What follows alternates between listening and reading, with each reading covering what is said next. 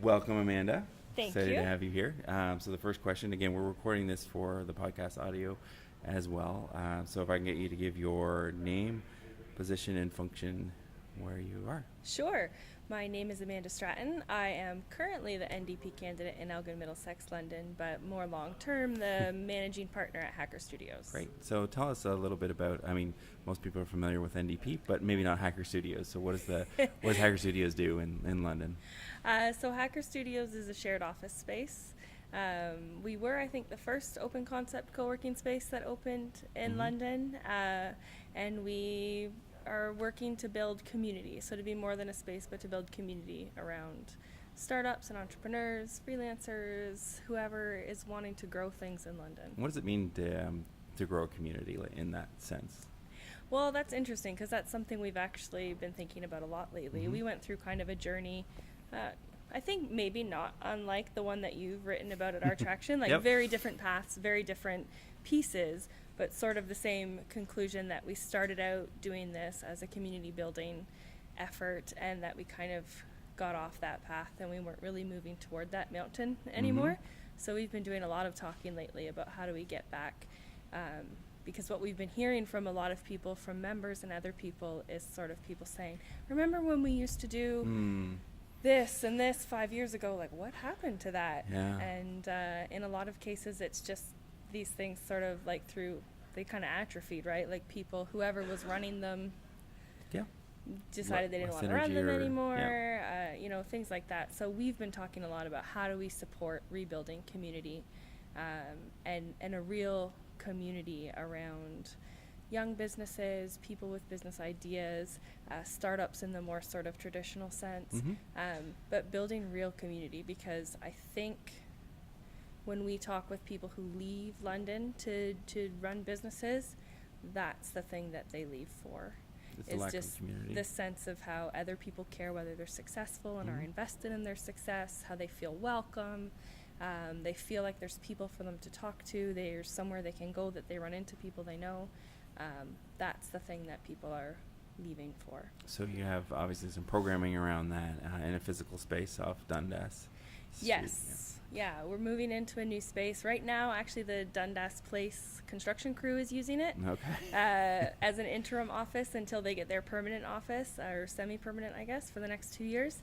And once they're done with it, then we're going to be doing some renovations, and then we'll have a new space right on Dundas Street across from the London Music Hall. Cool. Very, very central, even more than we were before, which was only a block away. Yeah. It's amazing how, getting closer to the core. Yeah, well, and the cool thing is now we can see like Innovation Works and Unlondon like out our back door. So there's a little cluster. There's a cluster, yeah. Yeah, cluster growing. I think we'll probably come to that cluster, but I think one of the things, if I think of the startup community in London, it's Amanda and Joel and Hacker Studios sort of come to mind. So you've been working on the startup community now for a few years. You were kind of an early adopter in recognizing that we needed to spend some time and energy and resources in that community.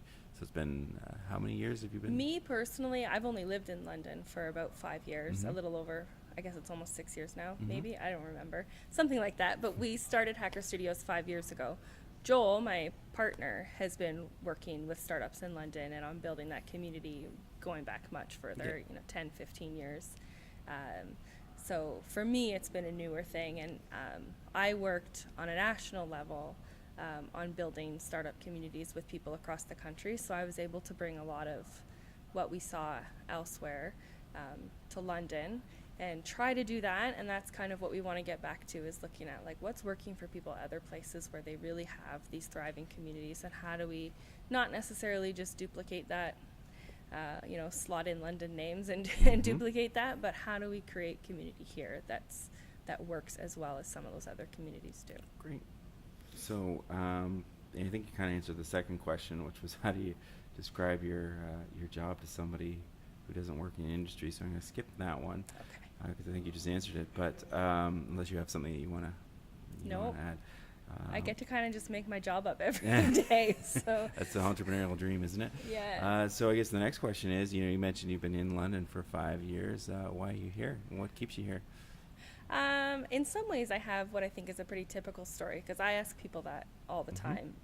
Actually, everywhere I go, when I travel and stuff, I ask people, why do you live here? What do you like about this? Definitely in London, I ask people all the time, why did you move here?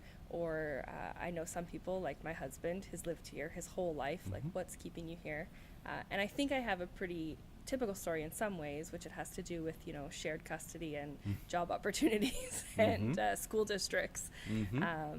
But I did have the opportunity when we moved here. We kind of got together as a extended family, which is, you know, me, my kid's dad, his wife, and said, what are some places that work for people's career options? And we narrowed it down to a list, and eventually it was between London and Waterloo, and I chose London. I had been to London a fair bit in kind of the year or 2 years leading up to that. I'd started coming for events, so I, you know, saw concerts at the Aeolian and plays at like McManus Theatre and the Arts Project and things like that, and I had come to really like London, and just sort of, I love the placiness of London, so that's why I chose London. What do you mean by placiness? Can we define that? Yeah, well, I think it's like a geography term, like a sense of place. So, you know, when you get dropped into the middle of London, you know, like, oh, this is Richmond Street, this is Victoria Park, this is Dundas Street, this is Soho. Like, there's characteristics that are really good identifying characteristics, you know, and there's other places in the world where if you're driving down the street, and there's some places in London that are like this, you know, it's an Esso station and a mall, and you would have no idea where you were if you got dropped into the middle of that. So the sense of place is like the ability to recognize something by its identifiable characteristics, and I just really thought London had a great placiness, and I like places. So I may be one of the few people who moved to London specifically because I love downtown London. Cool. And then obviously you're getting involved in politics in the region, so you feel pulled into helping make the community better. Is that a fair assessment? I'm making that question based on what I know about you, which isn't maybe fair to other listeners, but there seems to be a gravitation towards, you know, helping the startup community to now maybe the broader community at large with the shift into politics. Is that a fair? Yeah, and part of it does have to do with startup community and supporting business, but there's a lot of other things where, you know, as someone who's like engaged in community stuff, there's a lot that you can do as an advocate or within a nonprofit or something that's very issue focused. There's a lot that you can do, but you start to identify systems issues as you get involved in those things, and there's a certain point where you go, okay, this is the stuff I want to work on to make better, and the job where you get to do that is in government. So yeah, to help keep making the community better. For me, I felt I still identify with my rural roots, and I know you have similar roots. We're from very near each other. I'm from Ethel, which most people don't know, but you might. I've heard of it. Yeah. I don't know that I can point it out on a map, but most people can't. Yeah. So for me, running where I am and having a regional approach is really cool. Getting to be part of a rural area, again, is very cool, because that's something that I've missed being in London. Cool. Next question is, what do you think that London does better than anywhere else? That's hard for me to answer because I haven't been everywhere else, but I can tell you some things that I think London does best. Let's hear it. Some of London's best qualities. So on a really practical front, locally owned international restaurants. I think actually somebody told me once, like, quantitatively, London has more per capita than I forget what geographic area, but definitely, you know, locally owned restaurants and international restaurants. If you're going to fast food restaurants in London, like, you're doing it wrong, because there's so much amazing options, and I think that that's indicative of overall London supports local really well. What do you think that is? You know what, that's an interesting question. Why does London support local really well? I think it's part of maybe a bigger thing London does well, which is I think London's really good at coming together around lots of things. So I think that we value and have pride in London, that we sort of are pretty good at looking out for each other in London. And there's lots of ways that it kind of manifests, that London's really good at coming together. So there's things like, you know, causes, like you guys did the the play at the Grand, Oh, Queen, yeah. $30,000 overnight, right? Like, That was amazing. Yeah. that was pretty incredible. But also, people are good at, we have a great neighborhood network in London, which you don't see in every city, because people are really good, not just at coming together in their own neighborhood, but we as a city are really good, I think, at recognizing the value of people coming together in their neighborhoods. I don't know, I can't speak to like historically what built this culture in London, but I definitely think we're very good at supporting local. We're very good at coming together. I think there is a side of that where it raises the questions like, why are there some things that we're not so good at coming together around? Can't think of any recent examples at all. Yeah, things like the safe consumption site. Certainly there's, social issues in London that we don't seem so eager to come together around. So there's that side of it, but there is also a really great side. I think what I'm sensing is a shift. I've lived here for 15 years, is an openness. I guess it's longer than 15 years, but anyway, an openness now. So the safe injection site, the BRT is obviously a contentious issue. I do think that people are willing to have those dialogues now more than ever. I do think it is still too polarizing, and people who fundamentally disagree on, again, you can pick a project like BRT. I think if you got them together and talk, you'd find that there's more common sensibilities around what the city should be doing and how we should be doing it. It's just we're disagreeing on the tactical implementations.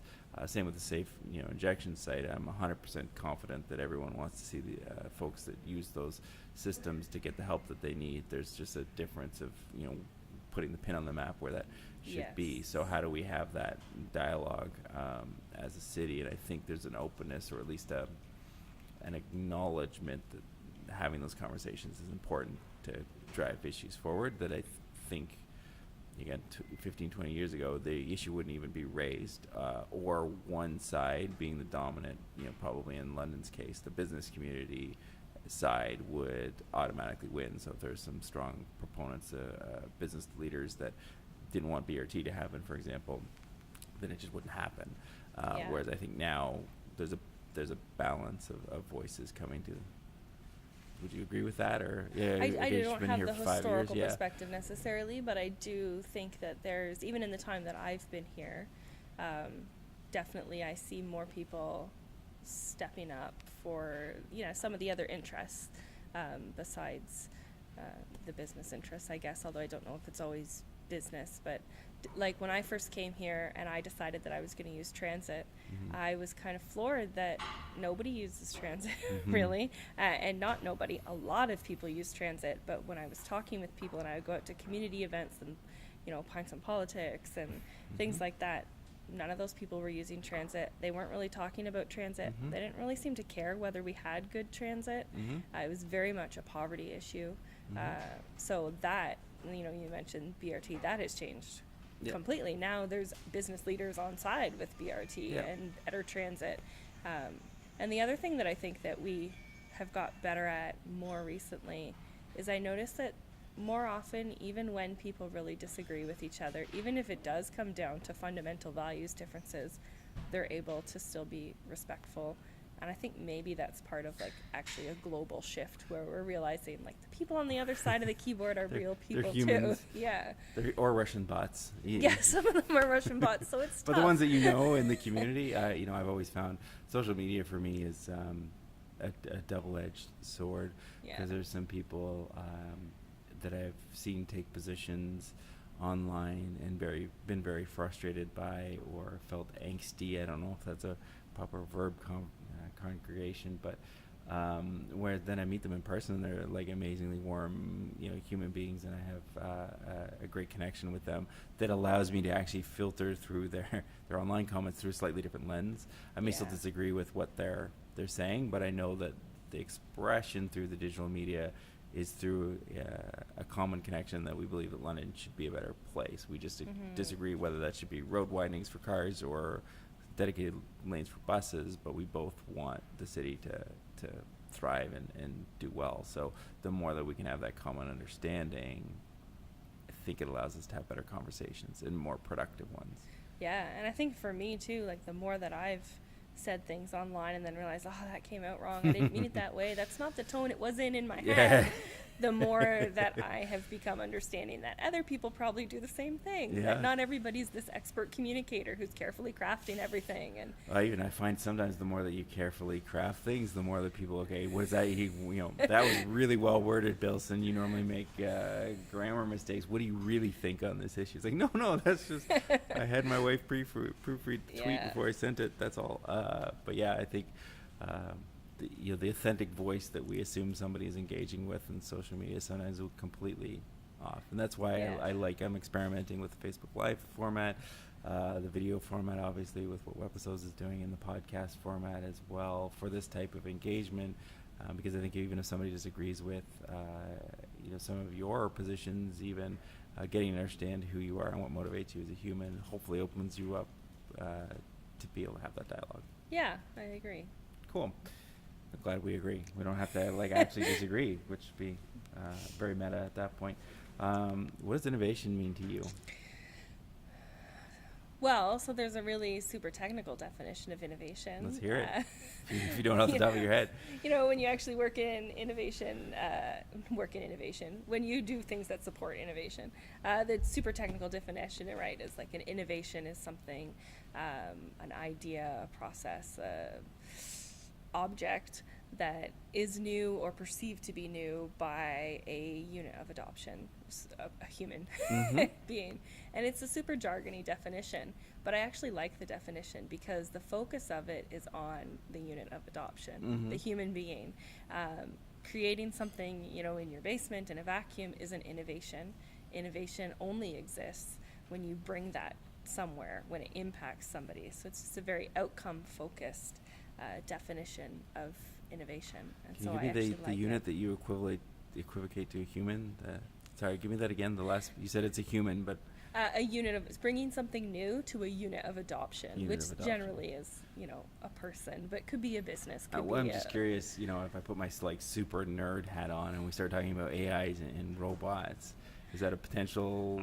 I suppose that could be. I mean, that's down the road, but I think it's because you could take one definition to say if the unit of adoption is fundamentally a human, then we can only consider it an innovation if we've improved human life or human productivity. And I don't think technically that definition, the unit of adoption, means a human, but I like to think of it that way. That way. No, I agree. And I would think maybe even for the past 200 years that would potentially hold true, but I think there's some asterisks on what we think of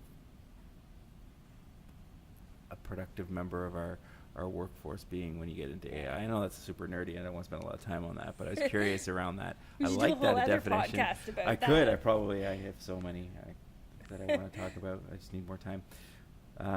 So when you look at, I'll ask this question because you're Lens. You're a new candidate for a provincial election, although we don't theoretically know if that's happening yet, but pretty good indications. I think it's soon. Okay with provincial elections. You're allowed it's scheduled. It's required to happen. We know it's going to happen. As far as I know, we're not breaking any laws by saying we're that not breaking any laws. If you're municipal, it would be a different conversation. But, so I would ask, how does government innovate? And then also as Hacker Studios as a space. So the next question you can answer from both lenses, both as a new candidate and as somebody who's run an operated business to help other businesses, I guess, if I can put a point on it. How do those two entities do you see innovation working? Sure. Because they're two totally different worlds. They're very different, but related. So I think that's important to remember. Anytime you're doing government stuff, you have to remember what are the impacts of this real world, and certainly the business community is one area where there are impacts from government decisions. So the interesting thing about Hacker Studios, I've been thinking about this, and I talked with Joel about it, how are we innovative? And the interesting thing is that we don't think of ourselves as innovative. By the technical definition, I guess, we've brought some things that existed elsewhere to a new unit of adoption. We've brought it to a new city. But we've really very intentionally done things that work other places and tried to use evidence-based approaches to building a startup community and brought them to London. Very intentionally, we've not been particularly innovative. We've tried to support other people Yeah. that I think are innovative, that are doing cool. You know, we've had all kinds of people through the space that are doing cool, like community innovation, tech stuff. Not a lot of high tech, but sort of digital creative stuff. But we mostly have not, we've very deliberately not been particularly innovative on a global scale. We've just tried to bring things to London and to make sure that London's included in things that are happening, that are cool, that are new, that are, you know, London appears in the list of attendees and speakers and things that are happening on sort of that global innovation stage. How are we doing on that? Not that well, I No? don't think. You know, I think that we could be doing a lot better, but there's not. I wrote a column once about how I think one of the things London should do is support people to go be speakers at events, to go attend important conferences. You know, I know there's some companies, like I know you guys send people to industry conferences, and that's great because that means there's people there that, you know, if you go there and you speak or you're on a panel or something, that's even better that London's represented. Yeah, I think on Digital that. Echidna, you know, owns the space of, I think, invading the Drupal conventions, and they've got some really great people there that get profile for London. Which doing is that great, work. and I imagine that probably benefits you because if somebody goes, oh, I really liked that company, I'm going to look and see what's available. Yep. The next thing they do is they look and see what other companies are in that city. Yep, that's not uncommon for us, at least, you know, in previous years, for us to be bidding on a project in Toronto and be up against rTraction, Echidna, and rTraction as the three finalists because of that cluster effect. So I would agree, even though we're competitors, when they do well, I do think there's an offset boost to those of us that are here that do well. Yeah, and I think It's a great whenever comment. London's profile is improved, that helps for employers. You know, I think just a couple years ago, for the first time, there were speakers from London at Banff. That blew me away, that was the first time anybody from London, you know, that had ever said on the speakers list, so-and-so, London, Ontario. I've definitely been to lots of conferences, even just, you know, Kitchener, where I've kind of looked through to see who else from London is even here. And often it's nobody. So I think we need to do better. I think it's something that's actually worth supporting at the municipal level to be able to send people as representatives. Because I think that as employers in the city, one of the things that I know people struggle with when I've talked with people is just the attractiveness of London to other people. So then that comes into, you know, what is London's identity? It's the recruitment and retention, I think, is huge for tech companies, and I think medical as well, and probably, you know, any field that's growing. And I know there's two different aspects that we fall down on. One is the person's perception that there may not be other jobs for them in the city. Whereas a city like Waterloo, if you're recruiting for technology, they're not really worried about it because that's the perception that there's lots of technology stuff going on there. The other one's, frankly, finding the spouse or partner of that individual, coming to the city, getting them engaged. And if we have a terrible brand or you know, they don't get positive experiences, then that's a huge problem for the city. So Jody Simpson has City Match. You know, she's addressing that very discrete problem that's been raised by the technology community. So looking at those types of innovation solutions. But I do think in order to support that, that's why I started this concept, is boy, it'd be great if we had some positive story in national media. What tends to bubble up is not good. So if you've experienced London from Vancouver or Toronto or Calgary, you haven't seen the speakers from London. That's a great point. You have only heard about pretty much racist events, I think, are what tend to make the national stage in London. So you would have this perception which doesn't meet the reality of some of the great things going on. So I think that's a really good point. Are there other things that we could be doing as a city to get our stories to the more regional or national stage? I'll throw that over to you. You have any other? Going to work conferences is a great idea. Do you have any more? What Jody's doing at City Match is incredible. If everybody could have a Jody Simpson, right? Like, and she's the perfect person to do it, to introduce people to the amazing, city. So she's amazing. If everybody could have a City Match, that would be amazing, because I think there really are a lot of wonderful things in London that people can connect with, but they can be hard to find. I think like I kind of disagree that there's a bad perception of London, and I've said this. I think I actually wrote a column about it too once. You know, I grew up not far from here, so did you. Maybe you would have a similar take on it, or maybe very different. But I remember once when there was people talking about, you know, London's only ever in the news for bad things. We have such a bad reputation. We're a laughingstock, or all this stuff. And I said, like, I grew up not far from here, like far enough that London's not my home in any way, but close enough that I could come to London anytime I wanted. Nobody has a bad impression of London. Nobody has any impression of London. And I've been, for better or for worse. Yeah. I've been thinking about it lately, like growing up not far away, what did I think about London? And, you know, there were 3 reasons to come to London: Storybook Gardens, the mall, and the hospital. And there were really only 2 things else that I knew, which was that people run red lights and you'll get a parking ticket. Like, I had no sense at all of an identity of London. As I got older, I knew some people that came here for school, so there was some sense of kind of like what's life like at Fanshawe or Western. But really no identity. And in some ways I think that's okay. I think we're still there. It's a blank slate, I think. Agreed. I don't think people have a bad perception of London. I've never really encountered someone who does. Well, there's something that's in psychology, and I don't know a lot about it, but there's the spotlight effect. So I think sometimes if we see a national news article that's sort of embarrassing to the city, that can be very like, ugh, you know, again, this is happening, but that news cycle's pretty quick. So I don't know to what extent those opinions form and get locked in, but I'm also curious. Maybe I probably should interview some people outside of London, but it might be a very short interview. You know, what do you know about London? It's close to Toronto. Nothing. I think it's got a good hockey team. Probably would come out. You know, among some people, yeah. I think like what you just said, you know, that spotlight effect that we're like, oh, more bad news, has another unfortunate consequence that we tend to try to like hide those things really quickly. So there has been racist incidents, right? For sure. And they kind of get brushed aside and not dealt with, I think. And there's been a couple other things because we're like, we don't want this to be London.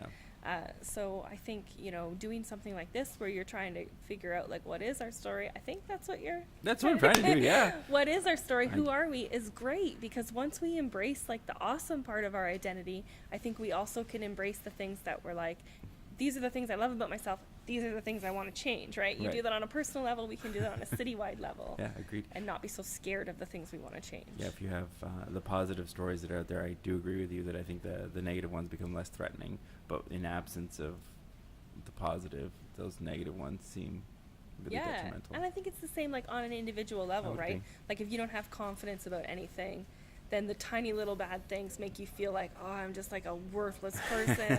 I don't know what you're talking about at all. It's turned into a therapy session. I never felt that way. But the same thing when you're in a better headspace can be very much like, oh, that's not so bad. I can fix that. I can change that. Or actually, I don't even care. That's a bad thing about me, but whatever. There's a lot of good things about me. It's going to be what it is. What it is. Yeah. No, it's interesting.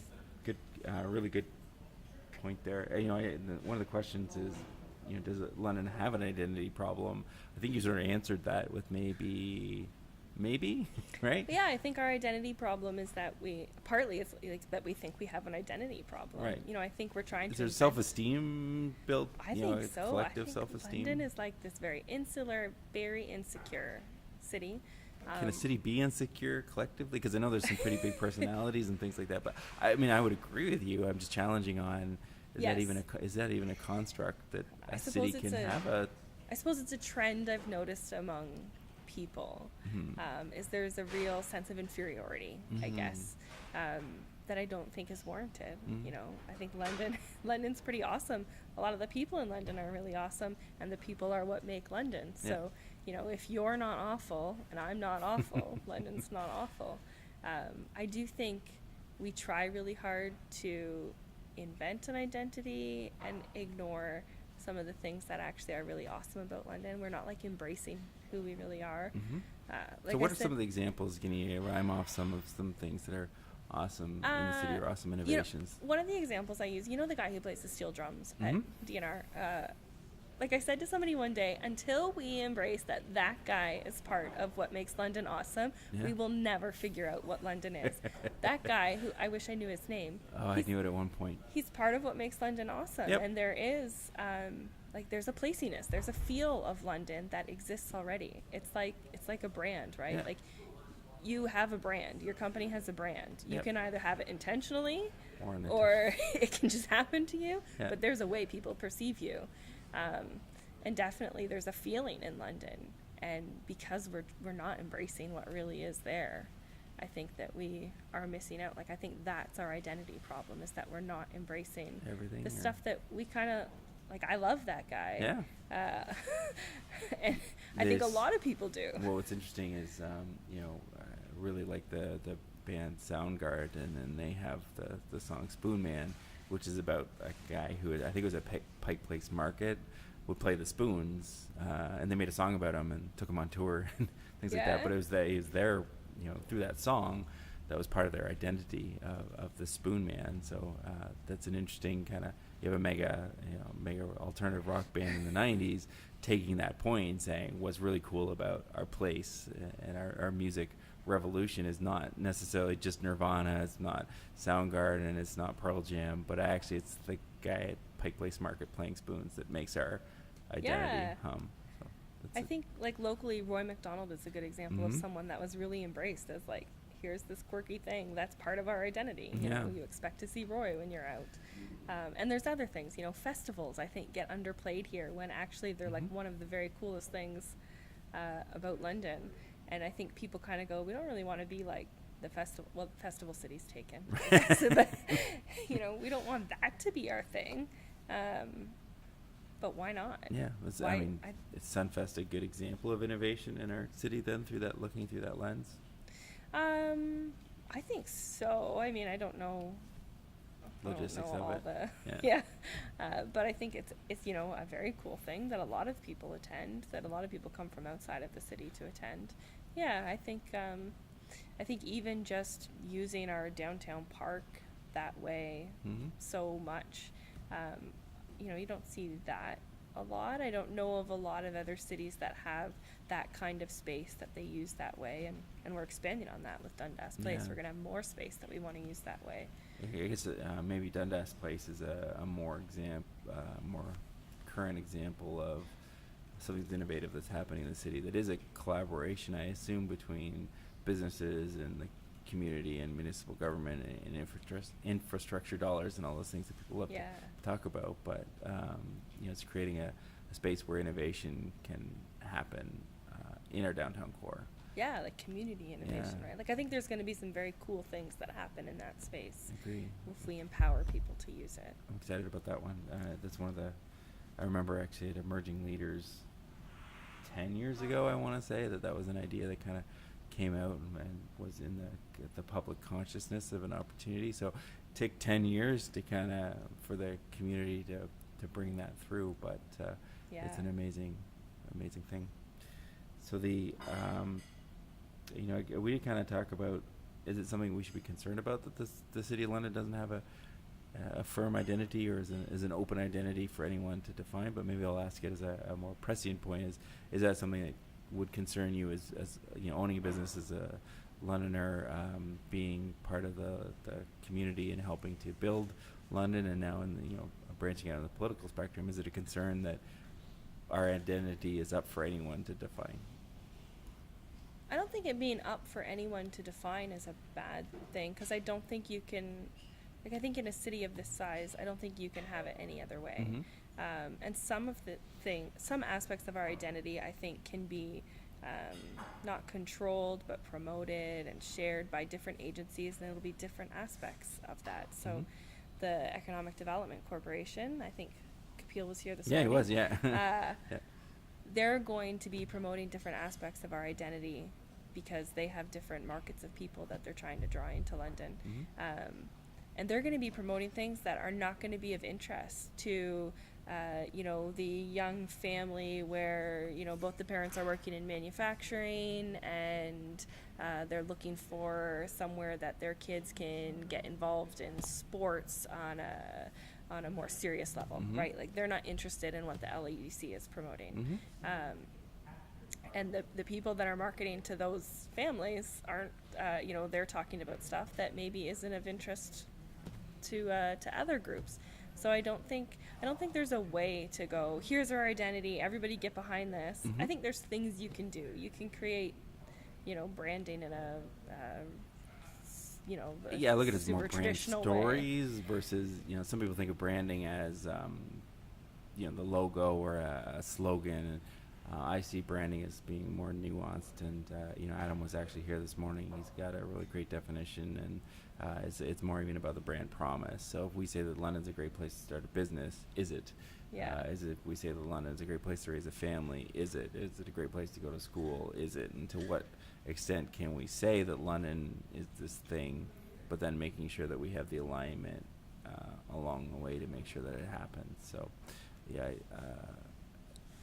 this project is, I have a hypothesis of an idea just to sort of frame conversations around, the common thread being human innovation, but it is truly a hypothesis. And what's more important to me is that some of these stories start to be told about innovation in the city and why people are here and what they believe in. So I think that no matter what industry you're in, whether you're trying to employ people or whatever, I think it really does come down to what does the rest of someone's life look like in this city. So it comes down to the culture, and what culture to me is what things can you do here. So it is that kind of the promise of what's your life going to be like if you're here, more than what job will you have. And I think the the cultural, I'd say renaissance is maybe too strong of a word yet, but whether it's your experiencing our sports teams through the work Grand Theatre's doing, to our symphony, to all these different things, you can have a pretty broad range of experiences here in London. And what drives me crazy is when people say there's nothing to do in the city of London. It's there's so much. There's literally so much stuff going on that we totally have. To me, that's it's a brand mismatch. That there's a story that is still in the public ethos that London's a boring town. Which if you compare and contrast to New York City, you're going to come up short in some ways. But I like your example of local restaurants. Have you branched out and tried some of the other experiences that you can have in the city? Have you tried, instead of going to the traditional movie theater, have you tried our local theater? Have you tried Jeans and Classics at Symphony? If regular orchestral music isn't your jam, there's different ways that you can experience performing music in the city. And how do we shift that narrative to there's nothing to do in the city of London to actually there's an overwhelming amount of things you can do. You just have to pick your path. I guess that's kind of what I'm trying to do, but looking for ideas or inputs on how we actually shift that narrative in the city, because it's been here since I've been here, and nobody's been able to displace that myth yet. I definitely agree with you that's the perception, is that it's, people call it like a nice place to raise a family, but that wouldn't actually be a nice place to raise a family. No, there's nothing either, to do, right? It's interesting. What I think is interesting is we tend to focus on the big things, like what are the big events you have? What are the amazing places that you have to go? And really, I know a lot of people who live in Toronto, they don't spend every day at the CN Tower. No. I lived in Seattle. I never went to the Space Needle until my parents came to visit, right? Outside people. The same thing, I have people that live internationally, and they can't believe I never went to the Niagara Falls until I was 27 and I took my kids. When you're there, that's not life. Those big events aren't life, and you will travel for those big events. I think the focus is really it is more international restaurants, theater that you can pop out and see. There's lots of amazing bands in London that play any night of the week. You can go see a band, and the beer is cheap here. So cheap. And we got a craft brew microcosm kind of starting here, so the beer is cheap and good. A brewery on every corner. Really important. So I think it's the everyday things of the stuff that you can do that we don't talk about enough. Because it's not. Why do we not talk about them? Because it's not sexy. It's not the big, Toronto Blue Jays 50,000. Do you know what I think part of it is? I think, so there's people like you and me who lived a lot of our lives elsewhere and came here. Yeah. And those are a lot of the people I encounter who go like, man, London is awesome. Mm-hmm. But people who've lived here their whole lives, and that's a lot of London, Mm-hmm. they don't realize how awesome London is because they think every city is like that. They think every city has these kinds of things. So they take them for the granted. maybe beer a is little bit? $4.50 in every city. It's not. I think they don't realize not every city has a Bud Gardens that gets that level of performers in a stadium with great seats everywhere. Yeah, with a Like, 5-minute drive to get to and reasonable parking. Yeah. You Like- can have better, well, not better even necessarily, but more variety of shows or larger shows at ACC. But the cost. and the seats are terrible. Yeah. you Not just to don't knock get- no. a great Every Ontarian seat in Bud is institution. good. I haven't been to a bad concert yet there, or bad experience I yet. have been to a so- bad concert, but it was not because of Yeah, well, Thank yeah. you. There's one individual at a concert I did not enjoy, but that's not. Yeah. I think people that have lived here their whole lives don't Interesting. appreciate how awesome all those things are. So if you want to appreciate London, go move away, which Yeah. the people in economic development would be cranky with me. Just doing, for a but while. Well, I do think that there isn't a recognition that people do come back to London, and I think that you maybe hit on Yeah. a point that for those that maybe haven't had that experience and come back that have just stayed, it's a reframing to listen to people who have lived in other cities that don't take for granted anything from ranging from the commute to. I do think we have a world-class theater that's a fraction of the price of what you pay in Toronto, and you can get home in 5 minutes, right? Like Yeah. there's so many different trade-offs. And if you want to go to Toronto, it's you not that can far do away. that. Yeah, Like exactly. it's pretty perfect here. Cool. So I do like to give the last couple minutes. If there's something I should have asked you but didn't, in the context of this branding exercise, or if you have questions for me. gosh, I was not prepared to have questions for you. That's fine. Sometimes I just want to give people the opportunity to think, yeah, I really wish I had said this, or boy, because I'm asking all the questions. I'm really curious about this thing that maybe we didn't talk about. I don't think that I have anything. All I right. feel like a bad podcast guest now. No, most. I'm not going to get the job, am You're I? not going to get the job. I'm sorry. Well, hopefully you're going for some other jobs that I hopefully do a good shot at. But did want to wrap up, and thank you so much for taking the time out of your day. I know you got a business. Well, and, thank you. running a campaign. Thank you campaign for that. doing this. Yeah. This is pretty awesome A lot of to fun. have these stories collected together. And because we had to jump in, I didn't give my proper thanks at the beginning.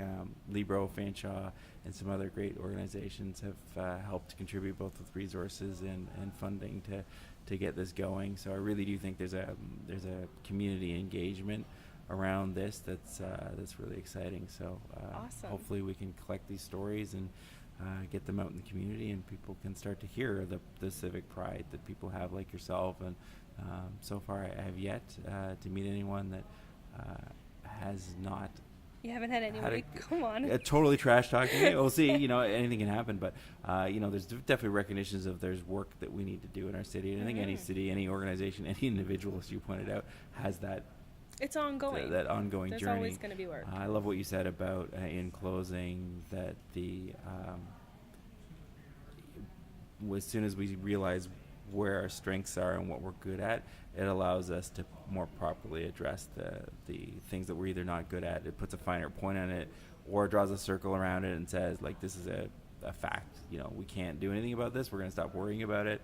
But the things that we can change and should change, they don't fit our brand narrative of being a great city. These pockets of inclusion and diversity being one of them, we need to do a better job on that. But it draws a circle around it and says, okay, we need to, if we want to be this great city, we need to move the needle on these initiatives, because we are great, but we Yeah. can be better if we solve these problems collectively. And we can, because we're so good at coming together. I do think so. That's my Yeah. theory. I think so too. All I right. think you're right.